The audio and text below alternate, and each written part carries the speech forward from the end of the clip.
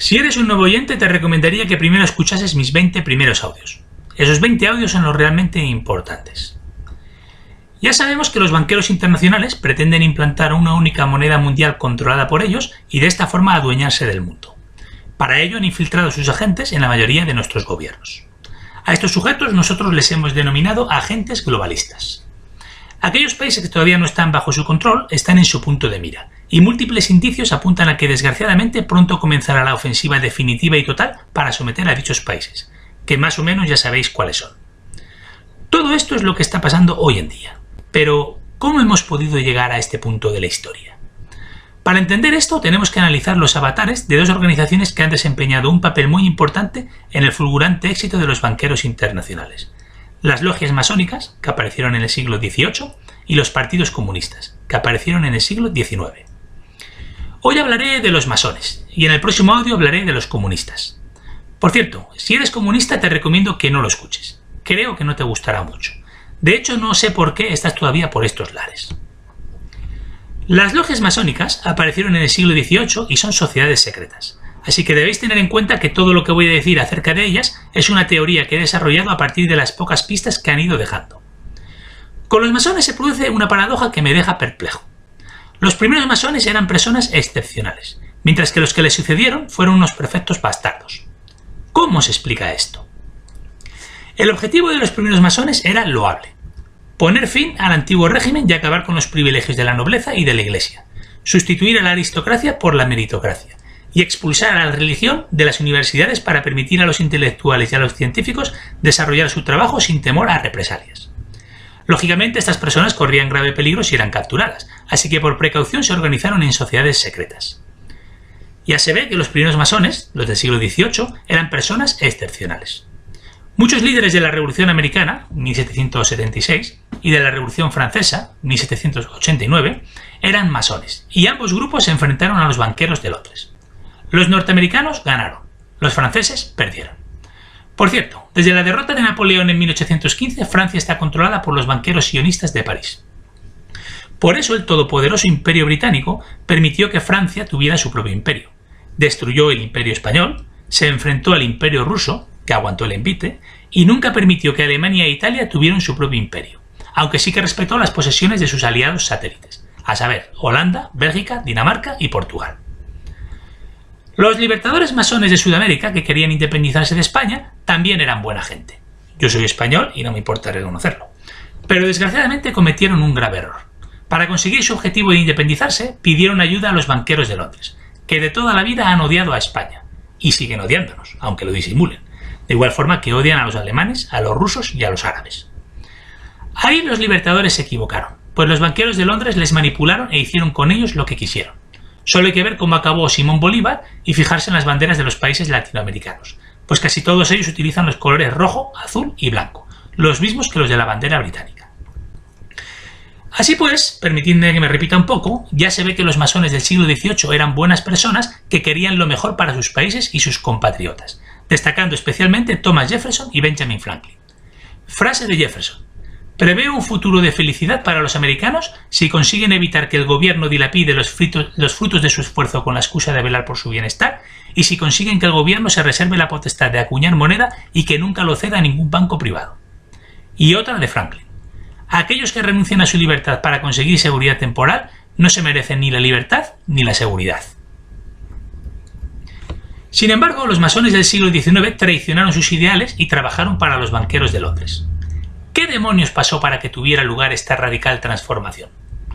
La explicación más plausible es que tras la derrota de Napoleón en 1815 en Europa y la muerte de Bolívar en 1830 en Sudamérica, los agentes de los banqueros de Londres consiguieron infiltrarse en las logias masónicas para aprovechar las ventajas de su estructura jerarquizada y secreta.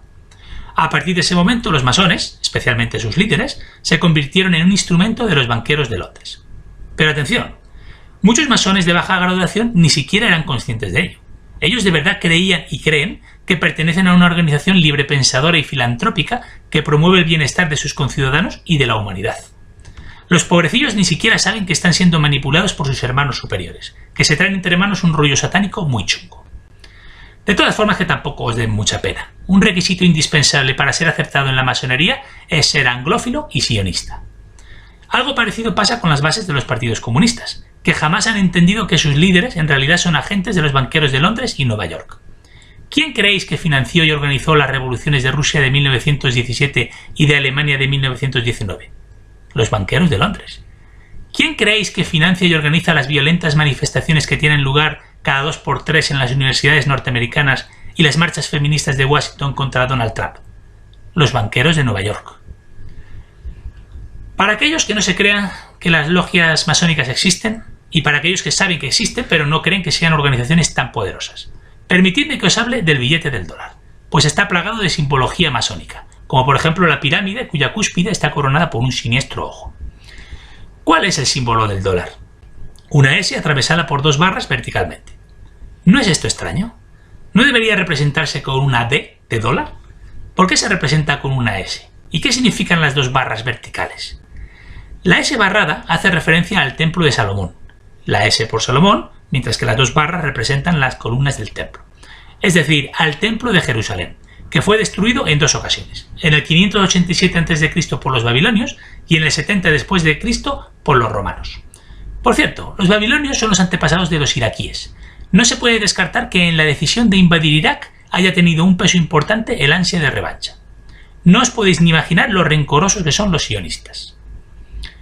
Pues bien, las Torres Gemelas de Nueva York representaban a las 2 barras del símbolo del dólar. Lo que voy a insinuar ahora son simples conjeturas mías, pero a mí las Torres Kío de Madrid y las 2 torres del Puerto Olímpico de Barcelona me resultan sumamente sospechosas. Mucho me temo que responden a esa misma lógica. Y no nos olvidemos del monumento levantado enfrente del Congreso norteamericano, ni más ni menos, en honor a George Washington. ¿Consistente tal vez en una estatua ecuestre del héroe de la independencia?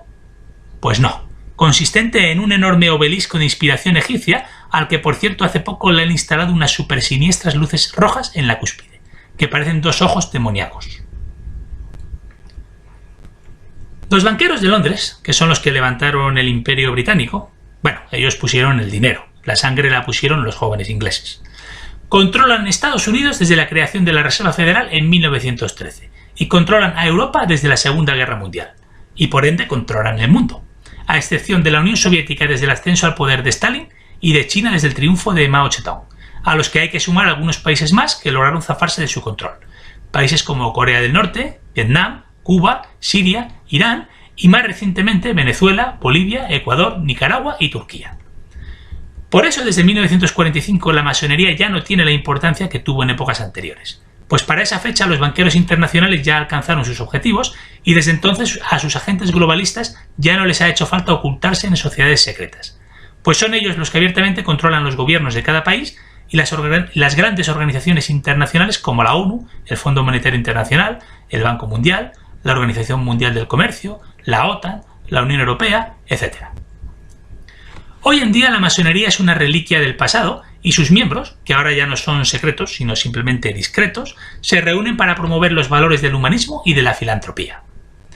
Yo cuando escucho la palabra filantropía me pongo de los nervios. ¿Sabéis quién se presenta siempre como filántropo? El masón George Soros.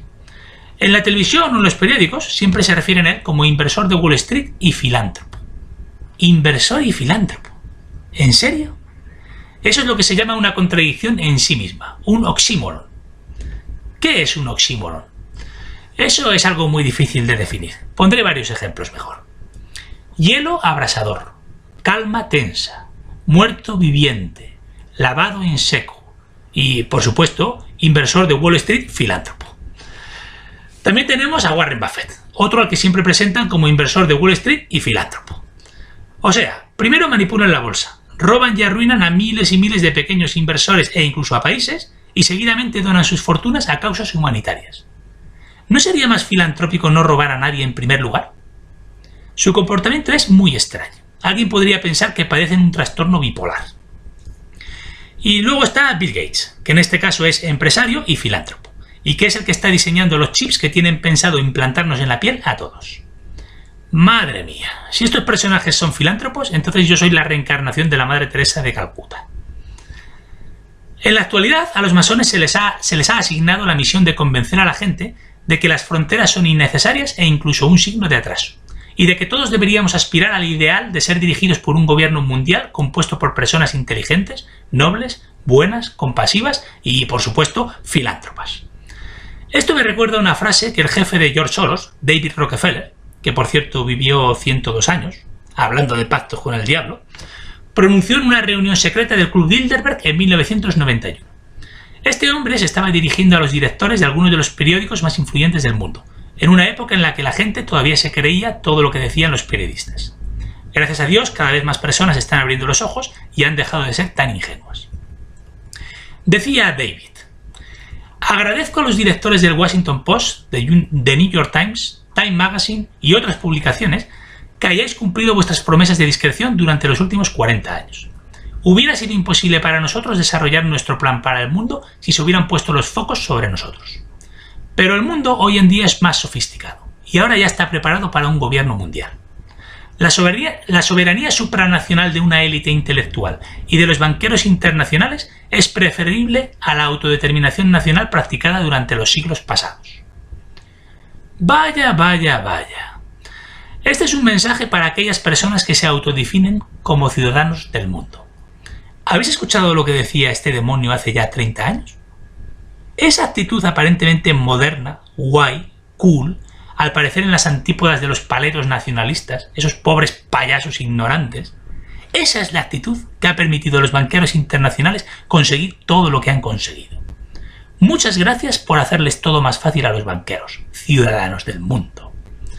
Cuando los banqueros me coloquen un chip en la piel, ya sé a quién tengo que agradecérselo: a los cosmopolitas ciudadanos del mundo y a los comunistas y sus ideales internacionalistas. Tengo una pregunta para los comunistas. ¿Pasar una temporada en un gulag de Siberia cuenta como experiencia cosmopolita internacional? Supongo que sí, ¿no? Porque para llegar allí hay que viajar mucho, y luego una vez allí conoces a mucha gente que proviene de sitios muy diferentes. ¿Sabéis qué? Lo voy a dejar aquí porque hablar mucho rato de masones y de comunistas me pone de los nervios y perjudica seriamente mi salud.